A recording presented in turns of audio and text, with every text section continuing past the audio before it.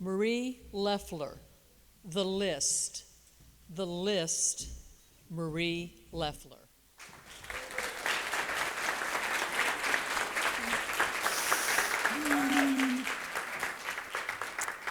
Raise your hand if you have ever moved. When you moved, did your life get turned upside down? Madam Contest Master, fellow Toastmasters, dignitaries, and most welcome guests, my life got turned completely upside down during a move in the middle of my husband's massive midlife crisis. A midlife crisis happens when you celebrate a birthday that ends in a big fat 0. And you look at that number and say, there is no way I am this old. There's way too much left to be done on the list. Then you completely lose your mind. You question all your life's choices and you decide everything on the list will be done in the next 6 months. That is exactly what happened to my darling husband, Frank.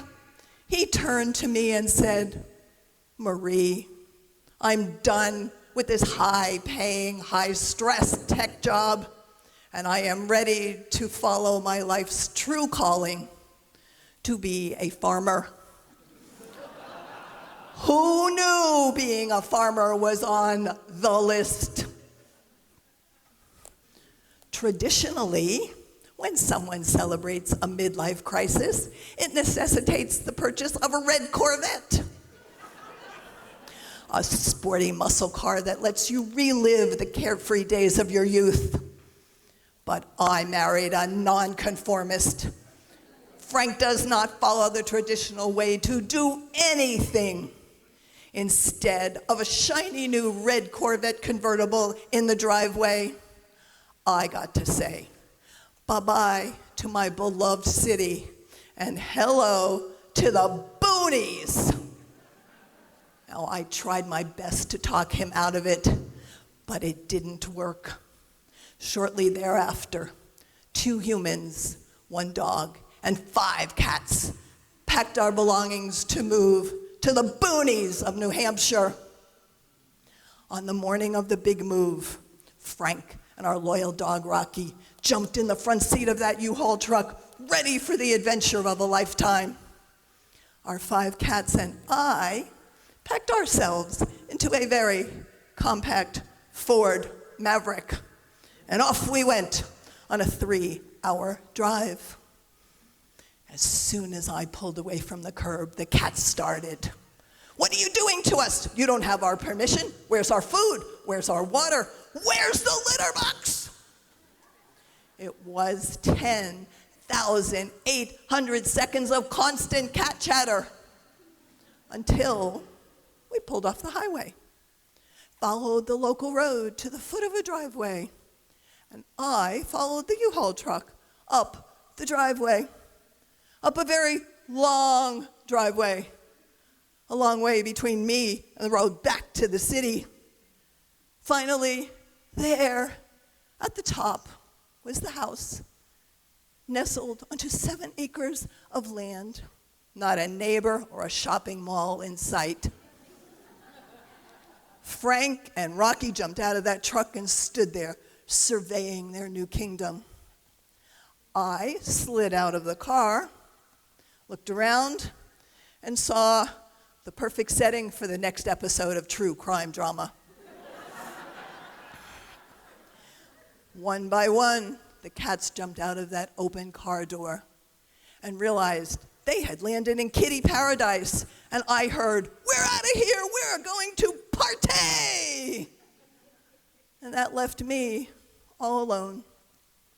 Reluctantly, I went into the house and up to the 2nd floor, stood there looking out of the window. Beautifully manicured field, bubbling brook bordering the property.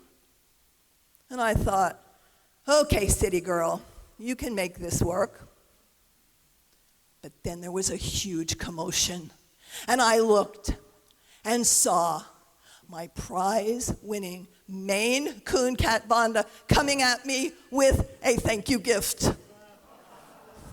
a mouse in her mouth, a very live mouse in her mouth. And she presented it to me and firmly planted her paw on its tail.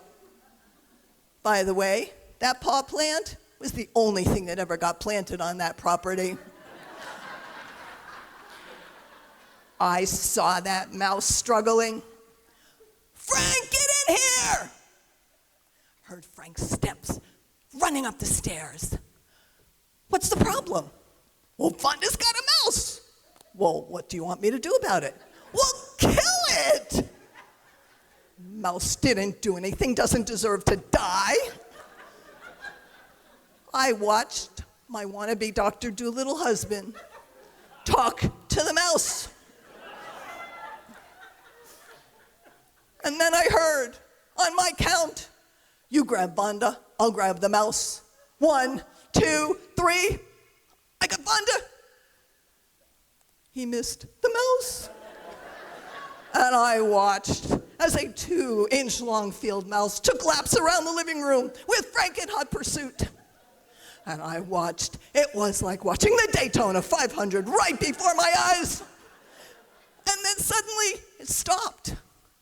And I looked, and I saw Frank doubled over, gasping for air. And the mouse was getting a drink at the dog's water dish. Soon as that mouse got its fill, it took a victory lap around that room and headed for the door, pausing only to look back at me, as if to say, "Welcome to the country."